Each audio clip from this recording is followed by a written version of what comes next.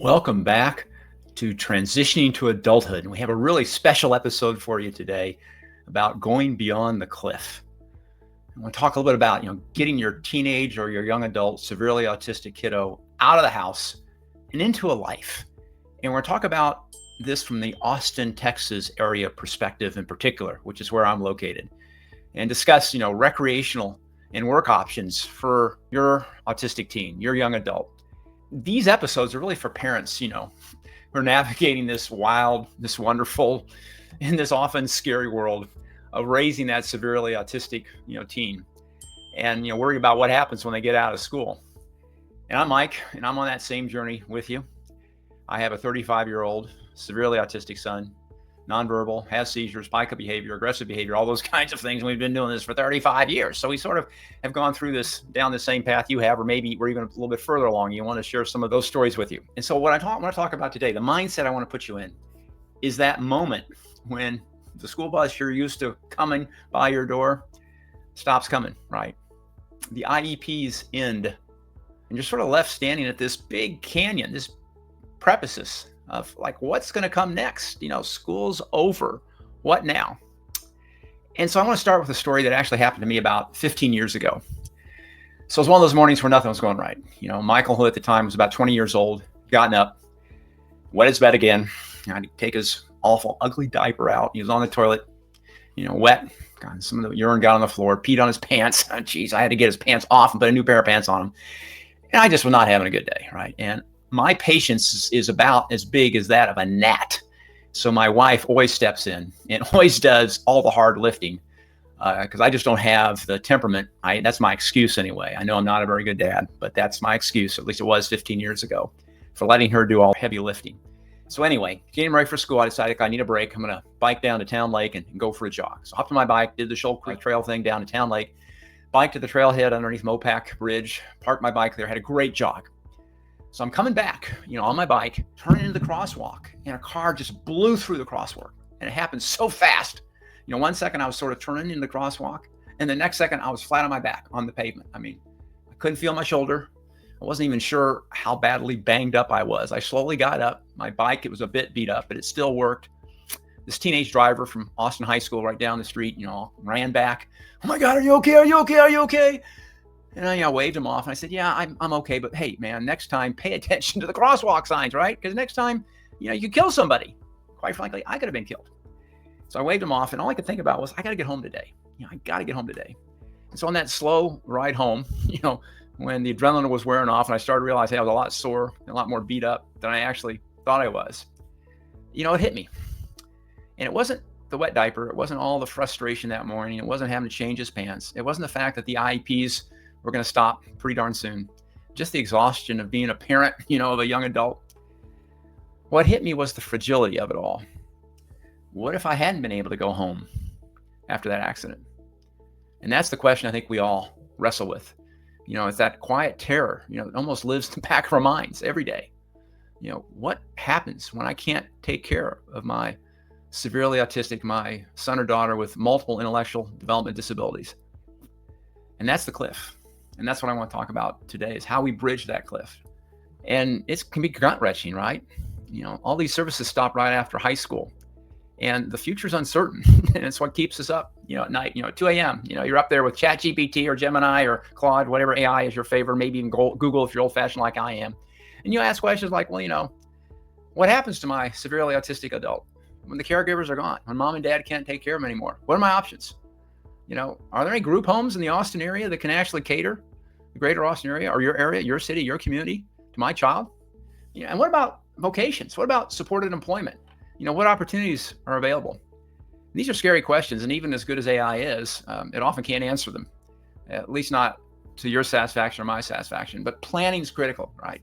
So regardless of where you are on this journey, and we've talked to parents where their kiddos are 12 years old and they've started planning, thank goodness. Some are 3 and 4 years old, not too early. Why not? Because in Texas, the waiting list to get waivers, to get financial assistance from Medicaid is over 20 years long. So if you sign up now and you got a 4-year-old, guess what? You're not going to have any services for at least 2 years after your child ages out of the school system at 22.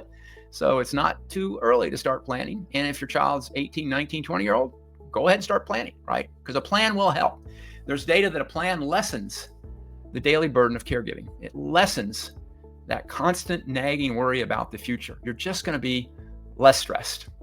And the whole point of planning, the whole point of this entire activity is to help your child or daughter get the opportunity they deserve. And I personally believe that everyone, every human being is entitled to an opportunity to live a joyful and fulfilled life. But it ain't easy, right? It certainly isn't easy with these folks, your kiddos who are nonverbal and get frustrated because they have this inability to be understood, because they can't really communicate, their feelings. They don't understand their feelings. And then the frustration results in temper tantrums and aggressive behavior. But they should also have this opportunity to thrive and grow in spite of their behaviors. So let's talk about some day programs and some vocational programs in the Austin area, the greater Austin area. Or even if you're not in Austin, I think this journey and some of these questions, some of what we found are going to spark hopefully some ideas for you. So where are they going to go when the bus stops picking them up and taking them to school? And in looking at day halves or programs, it's not just about the place. It's not just about the facilities. It's not just about the location, but it's what is their purpose, right? What are they committed to doing? Maybe it's teaching life skills that they didn't learn in the transition program in high school, like personal hygiene. So what am I even talking about here? Well, it's about independent living, like our son learning how to shower himself. I've talked about this in previous episodes, so I won't rehash all of this, but Michael has a sense of humor, and he loves to take that shower head and sort of point it outside the door. So if you're there helping him and you haven't shut that door and he doesn't learn exactly what those steps are, you are going to get drenched in that shower, and he's going to love it and giggle and laugh, and that's just the way it is. Or how do they brush their teeth properly? Michael will suck the toothpaste right off the toothbrush in the first second. And so now he's brushing his teeth with no toothpaste. Or he'll push really hard just on the front part of his teeth, and his front two teeth are just going to be beautifully white, and the rest of his mouth isn't even touched. The bristles on the toothbrush are gone. They're fried because he's pushing way too hard. Or how does he comb his hair? Or Michael, put on your deodorant. So he's learned to put on his deodorant. He doesn't really understand, though, well, you put it on before your shirt goes on, It's just like, oh, are you kidding me? He's sitting there with his deodorant, putting it on his shirt, not on his underarm. You got to laugh at some of this stuff, right? But we all know it goes on. Okay, so those personal hygiene, dressing. Michael, if you let him do himself, maybe your son or daughter's the same way. Who knows what he's going to do, right? Underwear's on the outside of the pants, not on the inside. 4 t-shirts, not 1 t-shirt. 2 shoes, of course, they don't match. Maybe sock on one foot, no sock on the other foot. So just the dressing skills.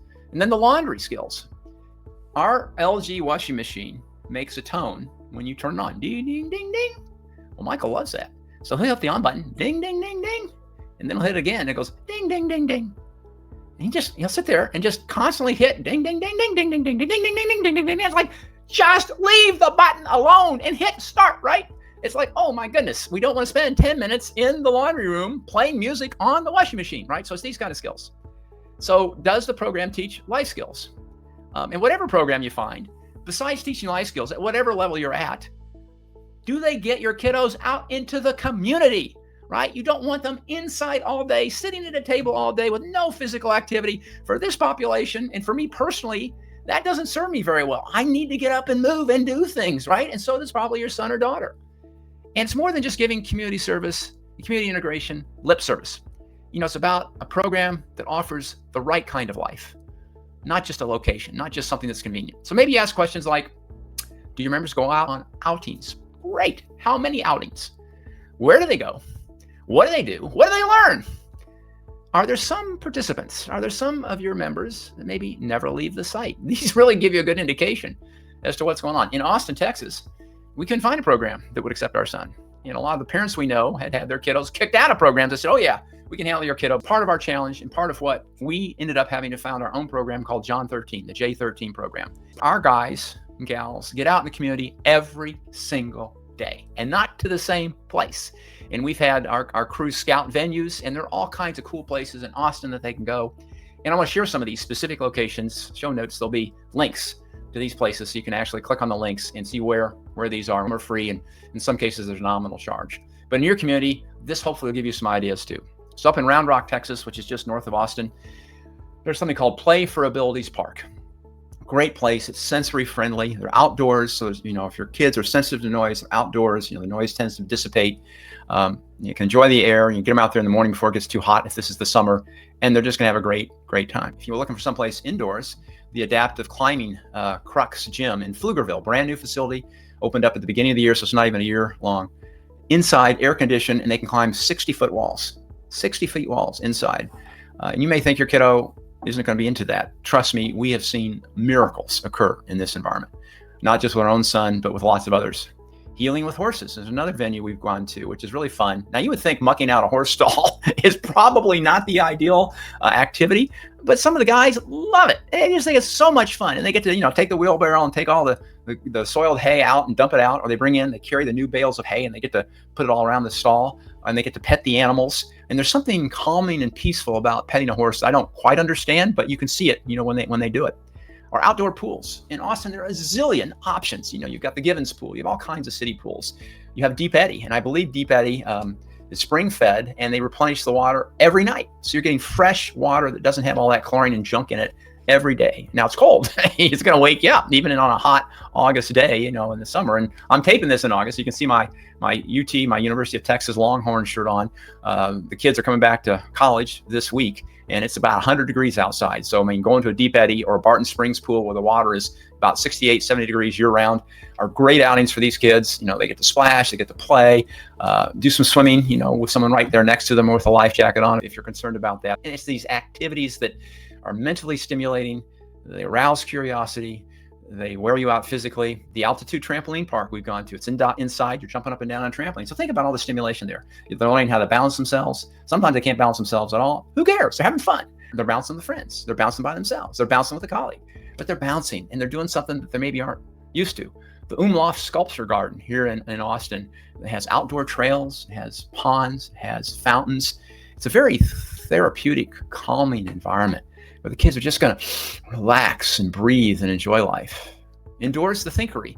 They have sensory-friendly hours, and you can stand around and walk around. So you're not just sitting, but you're looking at cool things. You're experimenting with things. It's mental stimulation, not quite as much physical, but still, it's a very interesting, very fun, very creative environment.